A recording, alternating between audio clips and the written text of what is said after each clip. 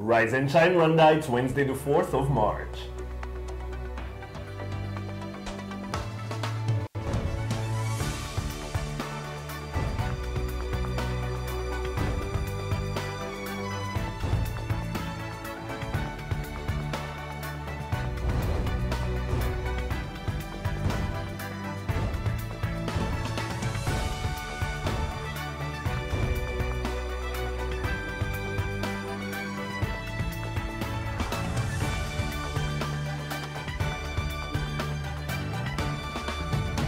Coming up on today's Rise and Shine Rwanda.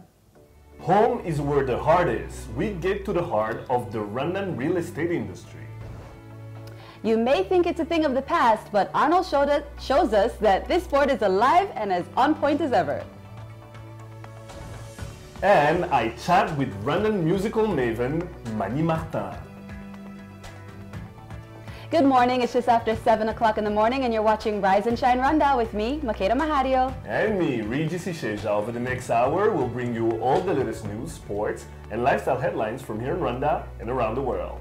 And the Rise and Shine team are here in the studio. What's going on in the world of the money? Well, in the money today, small and medium enterprises get to learn more about what they need to do to get rid of those long lines that they have to be on when paying their revenues. It's annoying. I've been on them so many times, and you basically just want to Okay. I saw that in jail. All right, Arnold, what do you have for us in sports? In sports, it's from the Cricket World Cup is still ongoing down under, and then we have a new archery, man. Archery is in Rwanda. We have archery in Rwanda? I have all the details. I learn something like every day on this show. It's unbelievable. Well, all that and more is still to come, but first, Rise and Shine story of the day.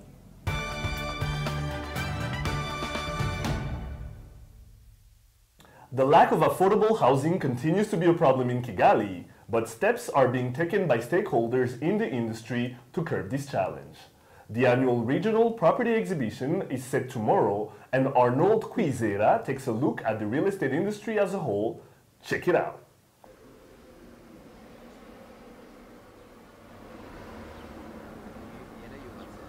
The problem of lack of proper modern housing in Kigali is no secret, and of late the city of Kigali and government officials have forced both pressure and criticism to avail accommodation to the growing urban population in Rwanda's capital city. Over the past few weeks, 3 housing projects expected to avail more than 1,000 units have been launched by the mayor of Kigali, Fidel Dayesaba, and this number is expected to double by 2017. But it has not been hard to point out that the set pricing for these housing units may not be far off for majority of the middle-income earners in Kigali, with most of them averaging at more than 40 million francs for a 2-bedroom house. Such challenges have called for concern among the growing middle-income class of citizens, with calls for intervention if their dreams of one day owning a home are to be fruitful. With real estate surely set to become an attracting business venture, Rwanda is set to host an annual regional property education trade fair from the 5th to the 7th of March that aims at enabling citizens acquire more education and provide them with a chance to own property in Kigali. Arnold Kwizera, Rise and Shine, Rwanda. And joining us in studio now is Beatrice Chege, the head of mortgage financing at Kenya Commercial Bank, to give us an insightful look ahead of this regional property education exhibition. Welcome to the show. Thank you very much. Happy to have you here today. Oh, I'm excited to be here. Beatrice, again, welcome to the show. About this education exhibition, in Rwanda, an average income earner earns about 400,000. What will you tell an average income earner who is not able to come for the exhibition? What are their chances of owning their own house within the next 20 years? Well, the chances are extremely high. And what we're doing now is we're encouraging people to build their own houses. Because right now the property market is taking care of a certain niche, which is a bit high income. So we're encouraging people to actually buy land and build their own houses. That way, you reduce the margins which a developer would have actually made on profit. So could you just quickly maybe take us through the process for someone who they know they want to have a house, but they don't know how to really go about it. They don't have a plan or anything. How would you advise them? Okay. The first thing you need to do is to actually own land, because on the land, then you're able to build your home. So once you have the land, then you visit the bank just to find out how much then does my income qualify me for a home. Many times people work the other way around.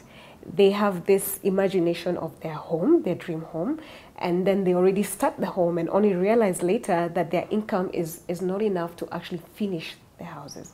So for me, the first thing is, once you have the land, visit the bank and find out how much money do I actually qualify for before I actually embark on this process.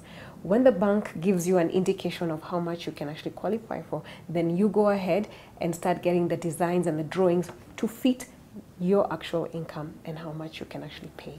Now, with the experience of many banks overseas and around, people look at banks and mortgages as banks being vultures to so many people. How will you convince a person that actually a mortgage is good for them? Well, it depends on what concept of vultures they have in their minds. Because really, the purpose of the bank is to facilitate people.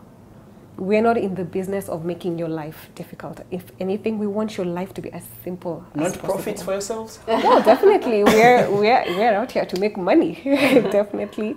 But we want to enable home ownership. That's our first dream and purpose. While we're doing it, we don't mind making a little profit. Yeah, but you don't mind? No, we don't mind. Okay, yeah. So tell me, let's say that you have your house, you've gotten your loan, and you're paying your mortgage. Now, things happen and sometimes people pass away or whatever the case may be. What happens when someone is paying their mortgage and there's a problem and they end up passing away? What happens to their mortgage after that? What happens to the house? Okay, the KCB mortgage has two aspects of insurance, which is mandatory. We don't give you an option. The first one is on fire insurance. Immediately you get onto a mortgage with KCB, you have to pay premiums for fire, and this basically covers you in the event that anything happens to the property, and the insurance company will actually bring it back to its value that was before, and you continue enjoying your home and your property. The second aspect is on life. Every mortgage customer is insured for life. So what happens is, in the event that a mortgage customer passes on while still servicing a mortgage with KCB, the insurance companies that we have partnered with actually pay off the mortgage, and the property ownership reverts to the family of the mortgage customer. So the family does not have the burden of coming back to continue servicing a mortgage when really they're fighting with other emotional, issues. So we remove that stress from them, and then they don't have to service the mortgage again, and they own the property thereafter. We've actually lost some mortgage customers in the past about 3 years, and the insurances have actually paid. Yeah. So okay. Now looking ahead to this property exhibition summit, what should we expect? Who are we going to see here? What type of regional players are we going to see? And how beneficial are they going to be to participants at such an education summit? And what form of education are they going to give to these people? Okay. A loaded question. All in one, but yeah. I think the main purpose of this property expo is really educative. We want people to actually have information which ordinarily they wouldn't have. So the first thing that we want to do is to put every player who is in the property business in that property expo. And we're talking about the financiers, we're talking about the developers who are putting out these properties out in the market, we're talking about this insurance companies, because that's important in any mortgage. We're talking about furniture companies, literally anything and everything to do with property, we have them all in one space. So you're able to get a one-stop experience, exactly. And whatever question you have about property, there's somebody to answer that for you. Yeah. So let's talk about the interest rates just really quickly before we have to wrap up. Is this something that we can actually manage? Is it something that people should be worried about when they're coming to the bank to look for their mortgages? Well, I'm a banker, so you can already imagine what my response is, but interest rate is not the biggest component in a mortgage. The biggest component in a mortgage is the actual house itself. So if you can get a house that is low, well, affordable, the interest rate really won't matter. Yeah, because right now, I'll explain myself. Right now, mortgage rates are on average 17%. If today I reduced it by 2% to 15, it still won't qualify you if you could not for a 50 million house. Yeah? Okay. Right. So a 50 million house, well, even for argument's sake, a 40 million house is a repayment of about 600,000 per month for 20 years. Which is still way above the average. Which is already income way earner. above the, yes, which is way above the income earner. Yeah. So you need to earn 1.2 million to qualify for a 40 million property. So how are you going to make this affordable to the low? Well, I want to first remove this myth about the interest rates. So if I reduce my interest rate from 17% to 15%, it still won't qualify you for a house of the same amount. You get me? The price differential won't make you qualify for a mortgage of 60 million because I've reduced the interest rate. Right. But if your house is, say, 30 million and I reduce your interest rate significantly, or even the same 2% reduction, your still average qualification factor is about 28 to 30 million. So the impact of the interest rate is not really On your felt. qualification? No, no. It's really what is the price of the properties out there in the market? Give me a property worth 30 million. Most of the Rwandese in the middle income will qualify. 35 million, 40 million. How many of those properties do we have around for 30 million? Well, you know what? I think we're on to the rest of our questions. We're just going to have to go to this expo. But thank you so much, Beatrice, thank you for very coming much. today. Actually, I'd love for him to actually come and see that their developers showcasing properties now in that income range. He'll be there. Yeah, He'll be there. fantastic. Thank All right. you so much. Thank you. You are watching Rise and Shine Rwanda. Stay with us. We'll be right back.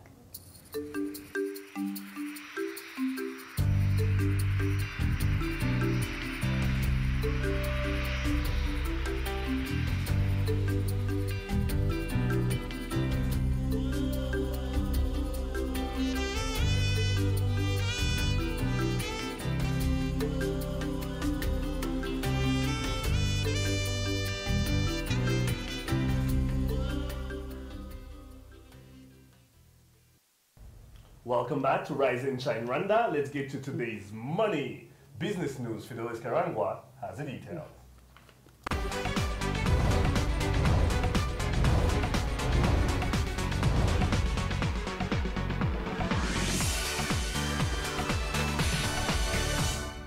Business stories making headlines today. Taxpayers in the small and medium enterprises sector have been asked to embrace electronic payment systems, as this innovation will help them to reduce operational costs. This was mentioned during the taxpayer sensitization workshop in Kigali last week, where officials said the e-tax payment initiatives like electronic billing machines and mobile tax filing systems will help SMEs to keep clean books of accounts, ease tax payments, and save time compared to the old ways of filing tax returns. Aviation experts from the Northern Corridor countries are meeting in Kigali to discuss a concrete legal framework as the region prepares to fully liberalize the airspace among the partner states. The two-day meeting has attracted civil aviation experts from Rwanda, Uganda, Kenya, and South Sudan to prepare a work plan and budget for the implementation and management of the Northern Corridor airspace. They also expect to prepare a memorandum of understanding on search and rescue as well as aircraft accident investigation.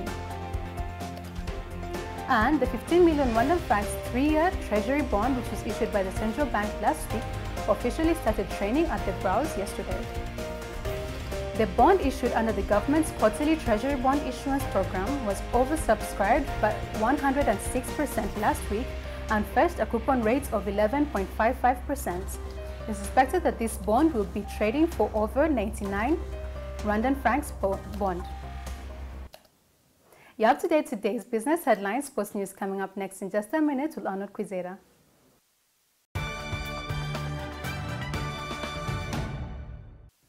Welcome back to Rise and Shine Rwanda. Time now for your sports news. I'm Arnold Kwizera.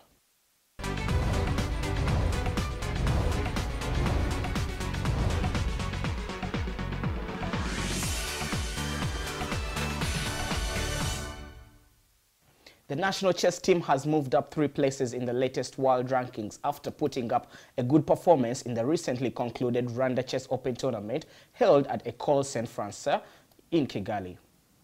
The improvement comes after 6 new players got the coveted FIDE rating to put the tally of rated Rwandans at 14 at the end of the competition that was dominated by Kenya's champions, KCB Chess Club. Apart from securing his FIDE rating, Rugema Ngarambe of Vision Chess Club is rated 1,873rd and becomes Rwanda's new #1 after toppling Godfrey Kabera of Eagles Chess Club, who is rated 1,859. Fidel Mutabazi has the highest rating of 2,089, though he's not considered as he is inactive. With the ongoing Cricket World Cup, South Africa produced a ruthless and clinical all-round performance with the bat and ball as they romped to an emphatic 201-run win against Ireland in Group B Cricket World Cup match at the Manuka Oval in Canberra. South Africa managed a magnificent 411 runs for 4, characterized by a career-best 159 runs from Hashim Amla off 128 balls with 16 boundaries and 4 sixes. A devastating new ball performance by Dale Steyn and Kyle Abbott saw Ireland limping to 48 for 5, and they were eventually dismissed for 210 runs in 45 overs.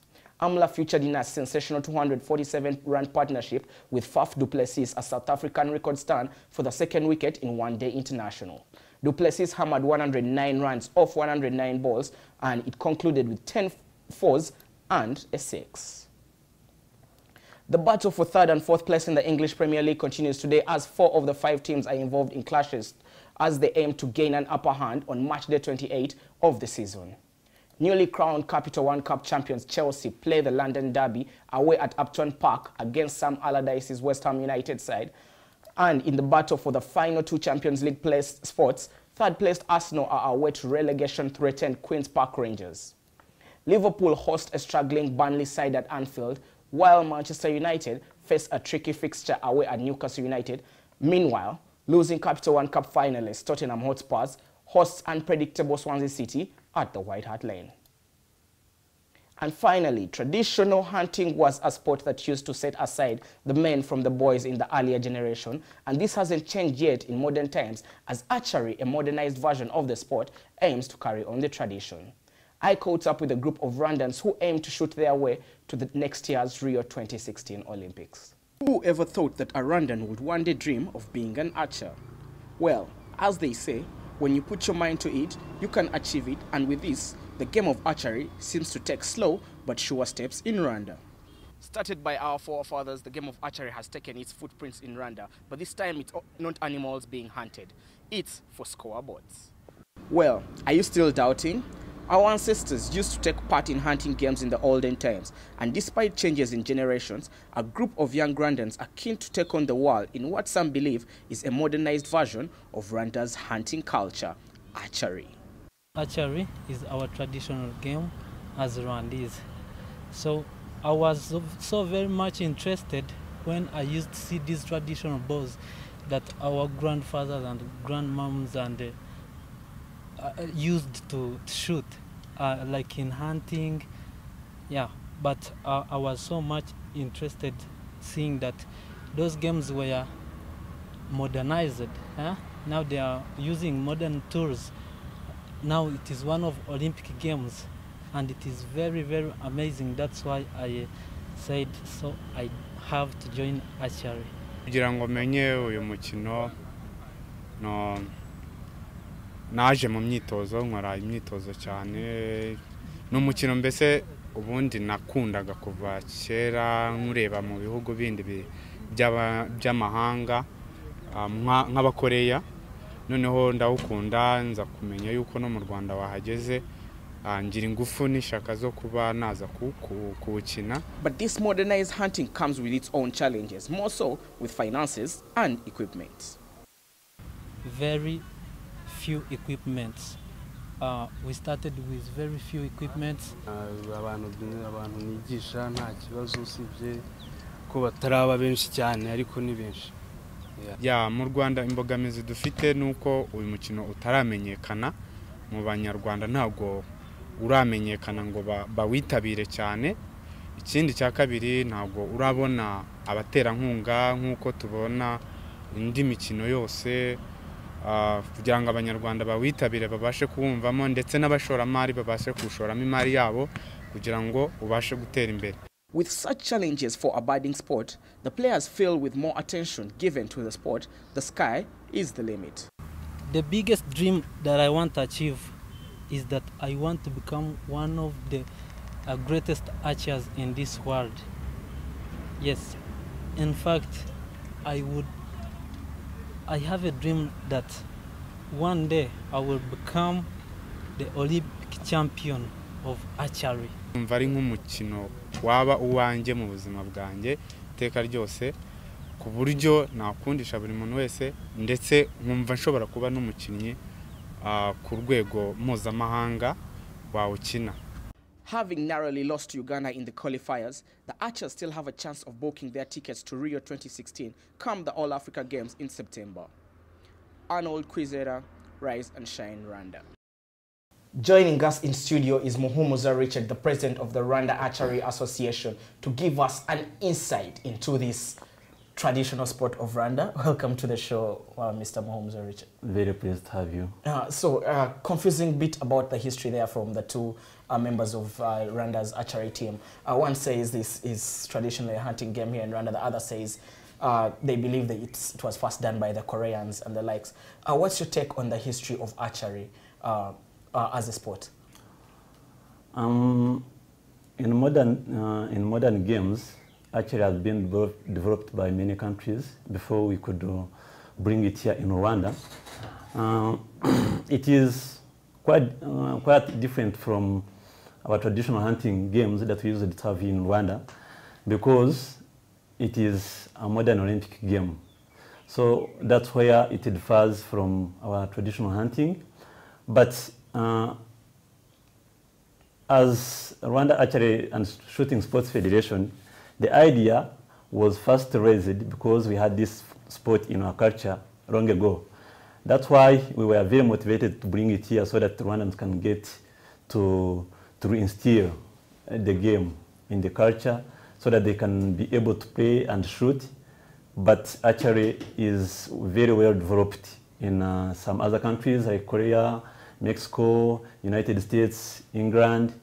They have been doing this sport for a long time, more than 100 years. It is a sport that is very liked on international scene. Here in Rwanda, it is viewed as a new sport that is modified, but it's been there for quite a long time. Yeah. When you look at the talent gap of the Rwandans, I saw the performance against the Ugandan team. It was an improved performance on Sunday compared to what has been done previous performances.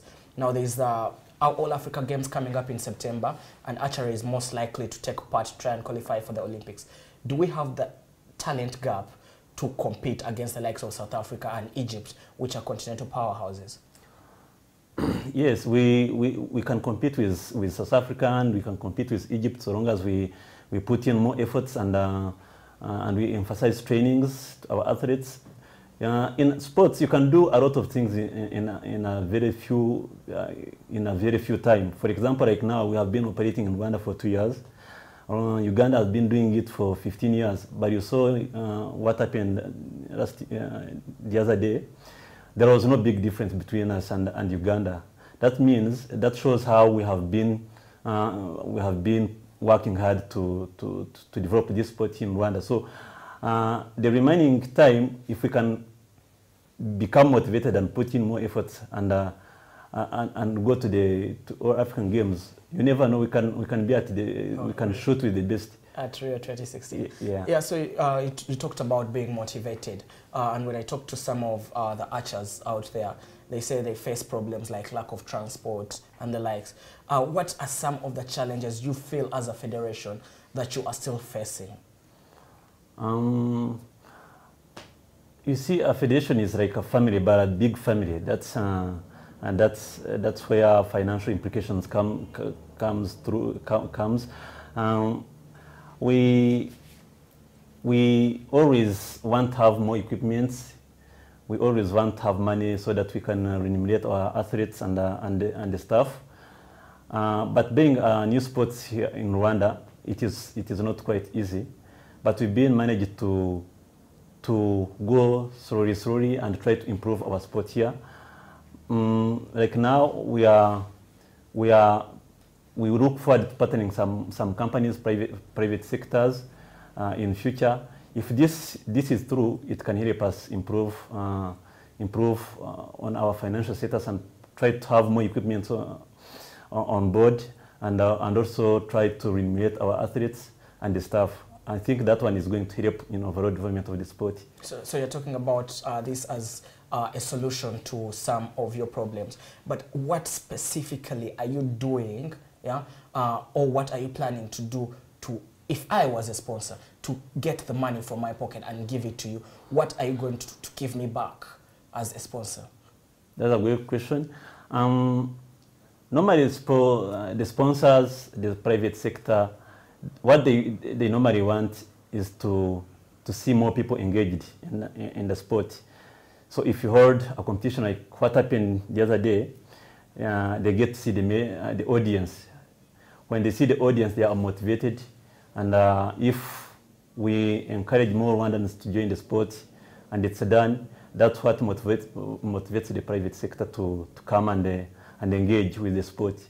What we are trying to do right now is to try to enhance this sport, not only here in Kigali, but try to spread the sport in schools and up country, in districts, in all districts, so that a lot of Rwandan youth come to play archery.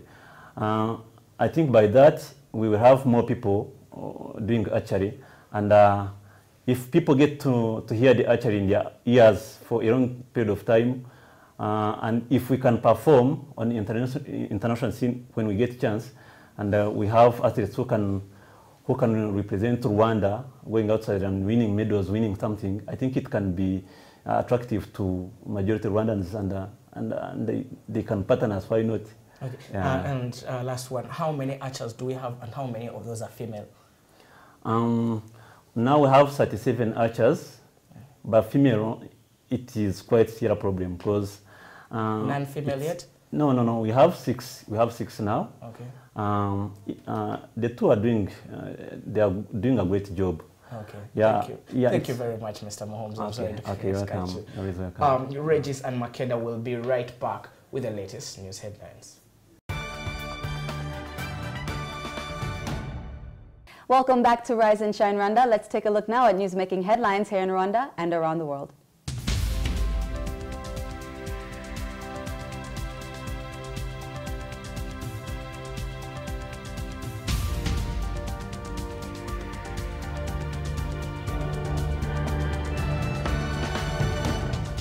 Senate has appealed to motorists to abide by traffic regulations so as to avoid accidents. The plea was made during a meeting with transport agencies, drivers, police, army, insurance companies, Rwanda Correctional Services, and the Senatorial Committee on Foreign Affairs and Cooperation. The committee has been assessing the state of road safety in efforts to address road carnage. Some 500 students took part in an anti-drug campaign last week, marching through the streets of Ramagana.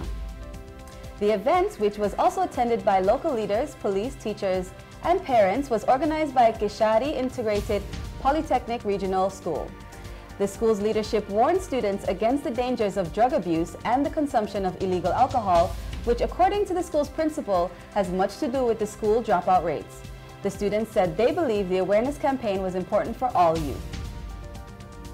25 members of the Rwanda Defense Force and civilian component have traveled to eastern Uganda to take part in military training exercises. The Maliza Ugaidi 15 is a multi-dimensional and multinational military exercise, which is aimed at improving the force's capacity to plan and integrate military operations with civilian authority, activities in countering extremist organizations, and providing humanitarian assistance. More than 300 military personnel, police, and civilians from several countries are participating in the 2-week exercise. At least 12 suspected terrorists with ties to Al-Shabaab are believed to be plotting an attack against Kenyan Parliament. Reports indicate that 6 of the suspects could already be in Nairobi, while the location of the other 6 is yet to be determined. News of the possible attack came after the Egyptian embassy in Nairobi asked Kenya's security agents to heighten security measures around all Egyptian installations. Intelligence reports have warned that a vehicle carrying explosive materials is likely to be used against the parliament unless police thwart an attempt. And in international news, the outgoing Namibian president, Hifikepunye Pohamba, has won the world's most valuable individual award, the Mo Ibrahim Prize for African Leadership. The $5 million award is given each year to an elected leader who governed well, raised living standards, and then left office. The previous award was the 4th in 5 years to have gone unclaimed. Mr. Pohamba, a former rebel who fought for his country's independence, has served 2 terms as Namibian president. He was first elected in 2004 and again in 2009. He is due to be succeeded by President-elect Hage Geingob. Under President Pohamba, Namibia had cemented its reputation as a well-governed, stable, and inclusive democracy with strong media freedom and respect for human rights.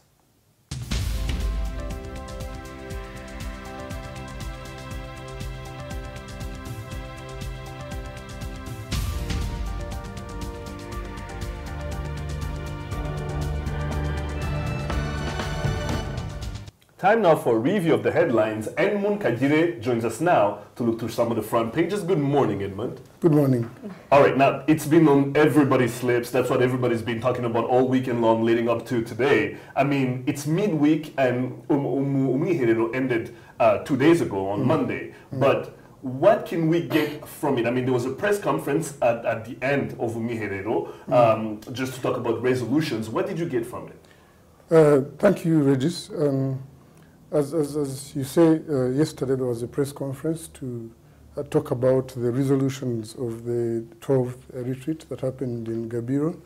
And the journalists who attended the press conference at the Prime Minister's office were briefed by the Minister of Presidents and several other government officials.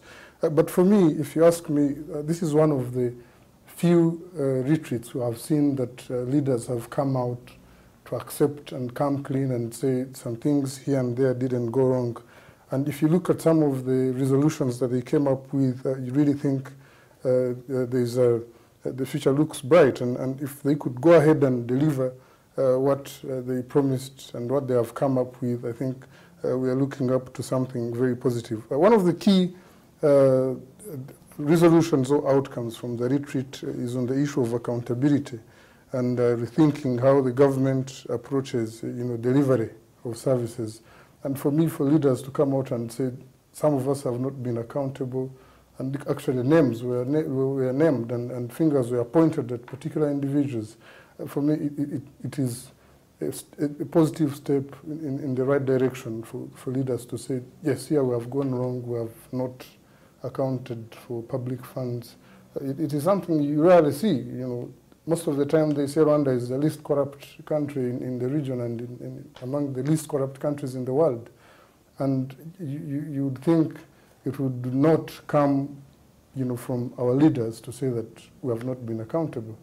And perhaps another thing we can point to is on the issue of infrastructure development. There were a lot of questions that came up during the retreat, citing a number of infrastructure projects that have not gone as planned, and we've had leaders recommitting to come up and look at these projects and give them another kick and make them, work to lead the country towards the development goals it has set for itself. And also the issue of resolving the problems within the health care system, and particularly the issues in Mutuelle de Santé.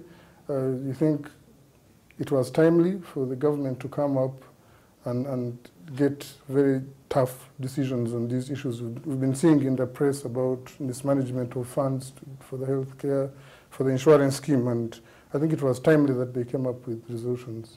Right. Another government initiative that has been getting criticism because of mismanagement is the Vision 2020 Umurenge project. Recently, there was some reports coming out of Rubavu that there were some vulnerable families who have been complaining that the money has been mismanaged.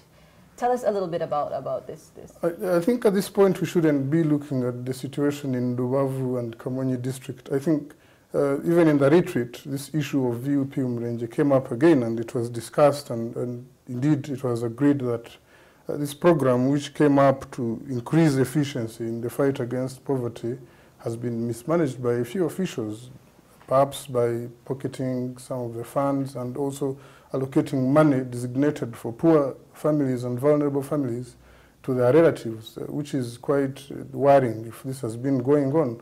So I think it is time the government checked this program and ensure that it delivers what the same mission it was set up for. Now, Edmund, news has gotten to us from neighboring country Burundi that politician Hussein Rajabu has escaped from prison. He was sentenced to a 13-year sentence. And he was in jail for having plotted against the state, or so they say. What's your take on it? I've been following the developments in Burundi, Regis, and if you ask me, what happens in Burundi also affects Rwanda in one way or another, because given the recent developments to do with the constitutional change and the third term and all this debate that has been going on, already I'm told people have been crossing over to Rwanda fearing the events that are happening in Burundi. They are not certain of the future. But this particular development of the escape, it's more like a prison break scene, and it's very amazing how it happened. But beyond the escape of Hussein Rajad from prison, it poses very many questions on the political future of Burundi as our neighbors. I think it also worries President Nkurunziza a bit, because he's a very popular man. He's very popular among the population, and you would think this is not a very good development, especially given the period we are heading into in the next 2 or 3 months. And there's apparently divisions among the ruling party, which is the CNDD PDP. I mean, what's happening there? Yes, he was a man who used to call shots before his imprisonment. So I'm not sure if he's going to come up and make some statements from his hiding place. But also there's a new theory to the whole development. His lawyer came up and said that it could be possible that government operatives kidnapped him from jail, and this whole story is made up by the state to cover up his real demise. But that's another theory anyway. But if you look ahead, you think if he comes up from his hiding place and make a few political statements, it's going to have a serious impact on the events that are going to happen in Burundi ahead of the presidential elections, because he's a very popular guy, like I said in the beginning, and you want to think the events in Burundi, the way they are shaping up, you would think we need to be on the alert, and as our neighbors, as the East African community, as the AU, otherwise things might not look good in the next 2 or 3 months in Burundi. Edmond Kagire, always knowledgeable. Thank you very much. Thank you very much. Today. Lots more still to come. Lifestyle is up next. Plus, we take a look at what's hot right now in our daily debate sections. Hot topics. We'll be right back.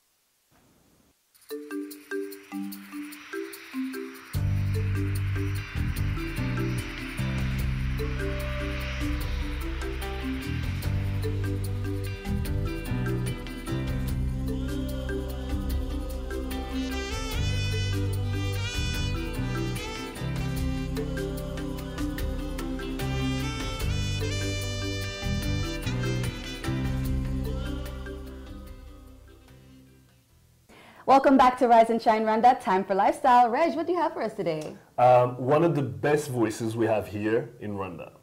Definitely looking forward to it.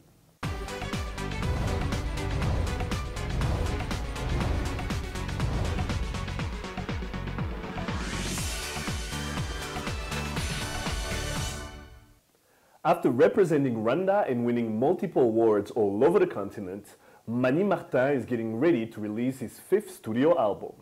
I had to catch up with him and talk about his career, his influences, and what makes him tick. Take a look. Fiturukumbuzi gwinshi mu mutima wanje nkumbuye Imana nkumbuye bera nkumbuye wa musozi. He's easily one of the best voices we have in Rwanda. Meet Mani Martin. Like many singers, he started out singing in a church choir. Then came this. And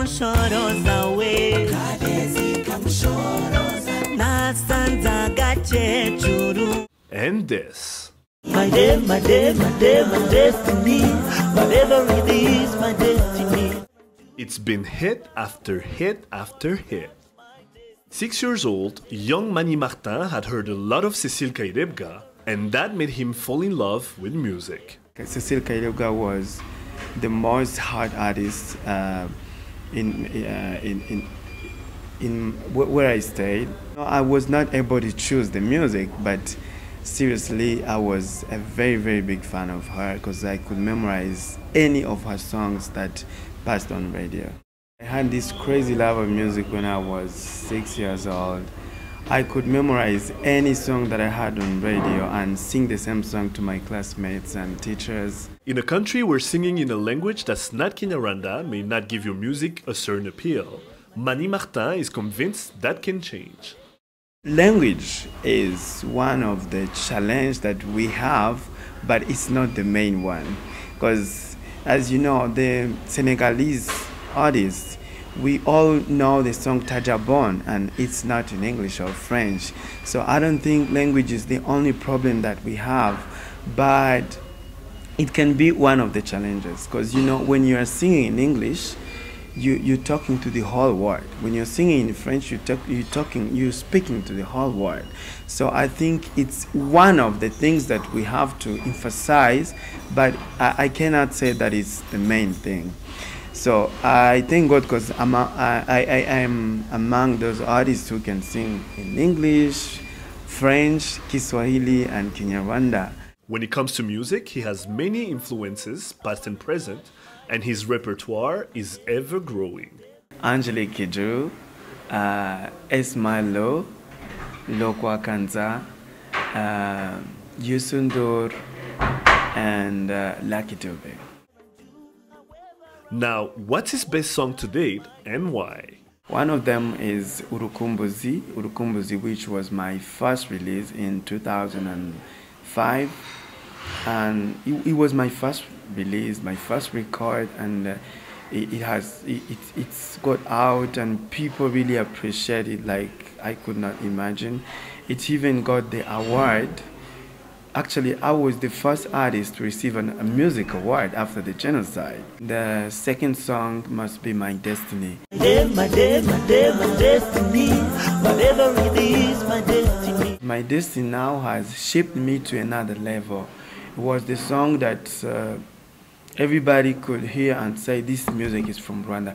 The fact that it was an English song, it went to BBC and it won the 14th place in the 50 songs of Mother Africa. Now I've already recorded 4 albums and I'm working on the 5th one, which is gonna be out this year. I don't know when, because now the last work is being done in France. So I think it's gonna be out maybe end of this year. Mani Martin is one of the young true artists we have in Rwanda, and sky is only the limit. Ijisi Sheja, Rise and Shine Rwanda. Whoever you are, wherever you're from, I hope you can be my brother. I hope you can be my sister. Every old man I see on the street, I wish he was my father. And joining us in studio right now is the one, the only, Mani Martin. Good morning. Good morning. How are you doing today? I'm very, very fine. All right, this is one of the interviews I've been really looking forward to because I really want to get to right into the grit of music. Number one, you sing in Kinyarwanda, you sing in Swahili, in French and English. Yes. Tell us about how tough it has been, because we know that when you don't sing necessarily only in Kinyarwanda, then it becomes a problem, right? How has it been for you? It was not really easy for me because I have been always thinking of singing for the world, not only for Rwanda or for Africa. So trying for the first time was really, really somehow difficult for me. My first English song was My Destiny. But That's then a hit, after right? releasing it, it has worked. Absolutely. Yeah. Now, tell us, because music here in Rwanda, I mean, when you think about it, it's not one of the fields where they're getting a lot of support, where you guys are getting a lot of support. When you look at the Nigerian scene, the Ghanaian scene, the South African scene, you can tell they're getting a lot of support. What's lacking? I mean, we were talking about it earlier, you and I. What's going on? I think music is one of the sectors that have to be built as other industries in Rwanda.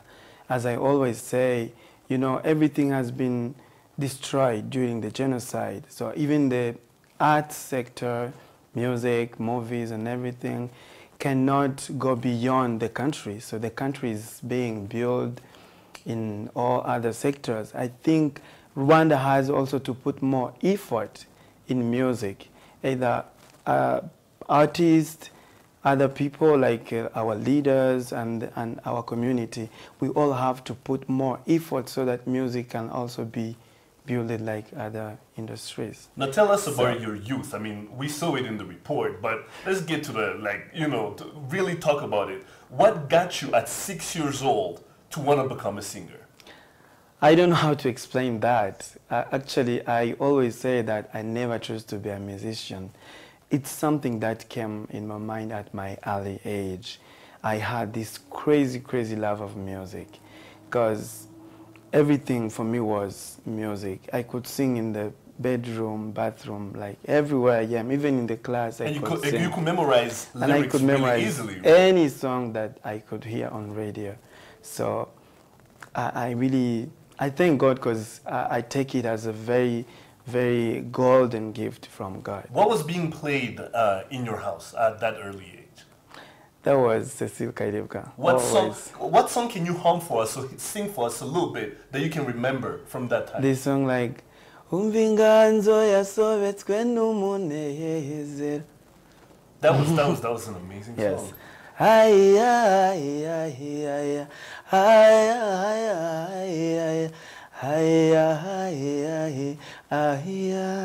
Now that's one of the things that really got me to really pay attention to your music, because you perform live. A lot of people do playback music, but playback performances. You don't do that. I don't do that. Singing live. And I never did that because I started by singing in church. I've always been singing live. Actually, playback is something that I met in my road, but I never did playback as other people do. As I started at that early age, I was just singing with my voice, so it has trained me to be able to perform live until now. Yeah. Right now, what music are you into? What are you listening to when Mani Martin is going out to have a good time at the club or a bar? What are you listening to? I don't club so much, but when I club, I like African music, West African music, Nigerian music so much. I'm very, very big fan of Nigerian music. Yeah, that's it. Now this is album number 5 that you're working on, with Destiny being such a huge hit, and maybe your most personal song to date. What can we expect from album number 5? I mean, I know it's being mixed in France as we speak, but what are you looking forward to doing on this album? My next album will be more exciting because it has the blend of all the styles that I've been listening to, and it's more international because it's an album that I've been working for since 2 years ago, and the mixing the mixing now is being done in France with a very, very huge producer. This producer have been working with Youssou, Alpha Blondy, those huge artists, African artists. So I'm really looking forward to it as an international album. Before we let you go, maybe sing us a little bit of My Destiny? I don't know where to call home. I don't even know who my father is. My mother died many years ago. She didn't talk about mastery, and I can see how much I'm lonely. They tell me to head cause it's love that I need. I wanna respect every person I see. Love is coming home, I live to see the future. Whatever I do, however I walk, I wanna touch my destiny. Manny Martin, it's been an honor and a pleasure to have you here. My pleasure as well. I could have let you just go to break with that. That was great. Thank you very much. Thank you too. You're watching Rise and Shine Rwanda. Stay tuned. We'll be right back.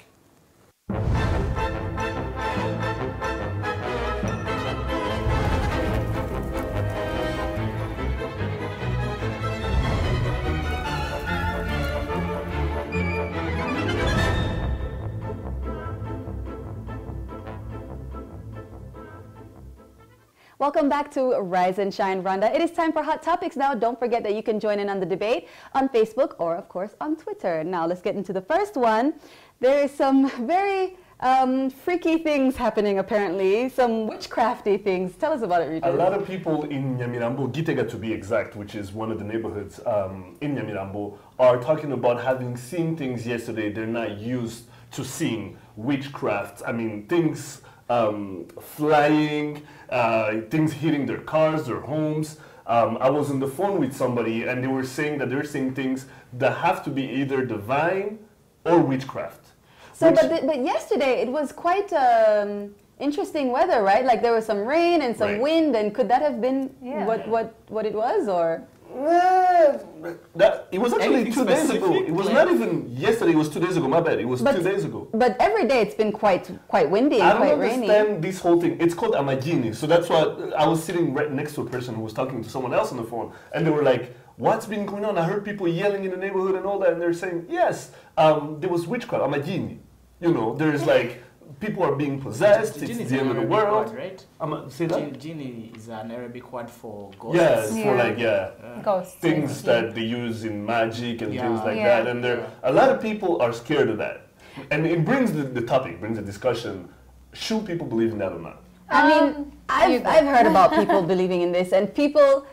I always thought that it was some people, or maybe people in rural areas, or people back in the days. But I've actually heard about a lot of people that I never thought would, you know, say things like that, who are talking about witchcraft. I mean, like it's 100% proven real facts. I spoke to someone not too long ago, Makeda, and they were telling me, an elderly person, they were telling me that people who believe in magic believe in the devil, and that they talk to Satan, and that it's really bad.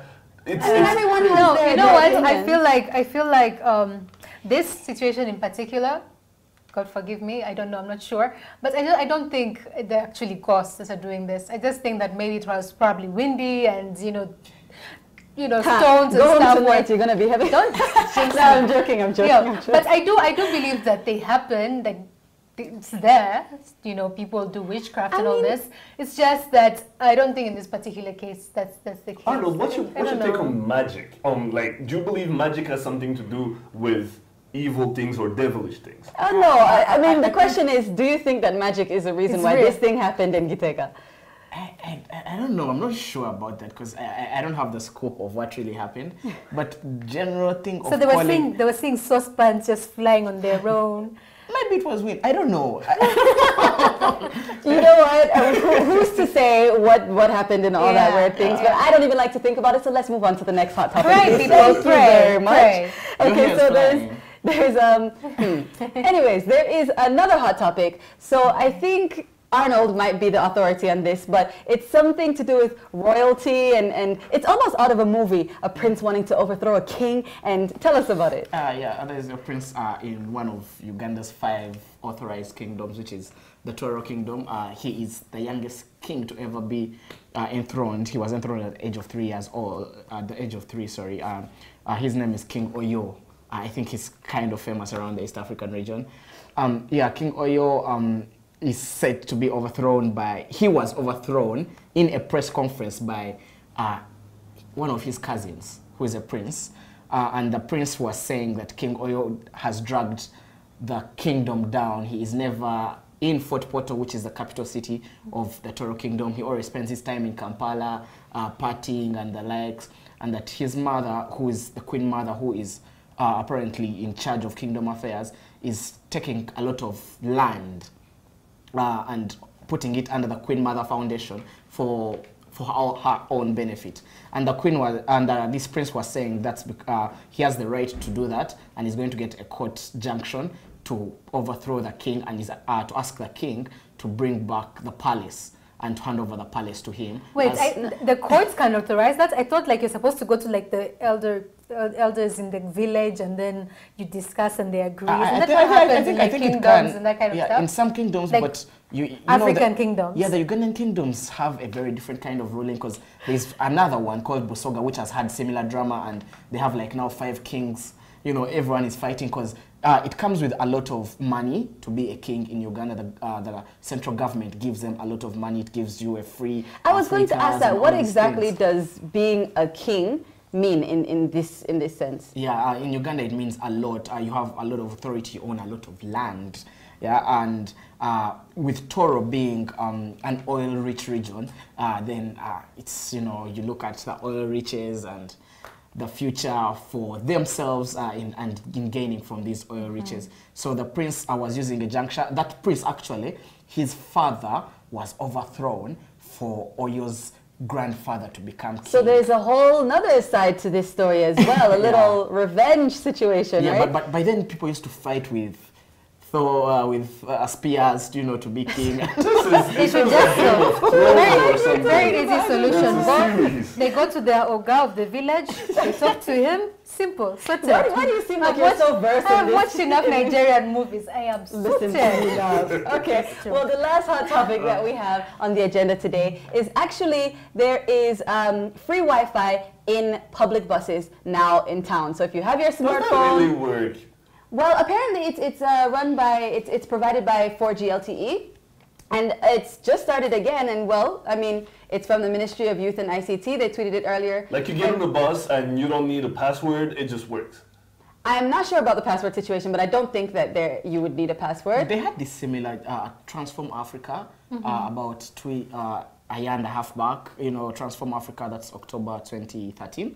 They introduced this venture. It was launched. They didn't even for the AFDB Yes, guests. AFDB guests. And then it died out. I don't know what happened. Then it came back at the African Summit, at the Telecommunication Summit that was held in October of 2014. And some buses had Wi-Fi, and then it's very confusing. Now are they going to maintain it? That's the question. Please maintain it. And are people really using it? And how good is it? How long? One thing is for sure. Now we know, like most people use the internet, especially people in Kigali. For sure, they're always, you know, on WhatsApp and all this. So obviously they use the internet. The issue is, for me, I'm willing to sit in these buses all day. That's the thing. Are people missing their stops? Are people missing their stops? Are people getting late to work? I see Fidel is missing her bus stop. That's fine. Let's go on. That is okay. But will it be, like, it has to be worth me missing my bus stop. Like, is it good? Streaming movies. Exactly. Well, I mean, if nobody downloading things, like I'm downloading movies in the bus, you know. Well, we can all agree that it's a good thing. Exactly. Yeah. We want to know what your thoughts are at home about these subjects. Your comments, your feedback about what we're talking about here on Rise and Shine Rwanda. Tweet us at Rise and Shine RW. Like us on Facebook and send us your ideas for programs. Check out our Rise and Shine Rwanda YouTube page where you can catch all the shows and the reports we do. Find us on Instagram, Rise and Shine RW. We'd love to see your pictures. Or check out our Rise and Shine Rwanda website. Well, that's all the time that we have for today, but like Regis just said, we'd love to hear your feedback, so do let us know if you have any ideas for the program. You've been watching Rise and Shine Rwanda with me, Makeda Mahario. And me, Regis Isheja. We'll be here same time, same place tomorrow morning, so do join us. But for now, from this beautiful lady right next to me and this great team here.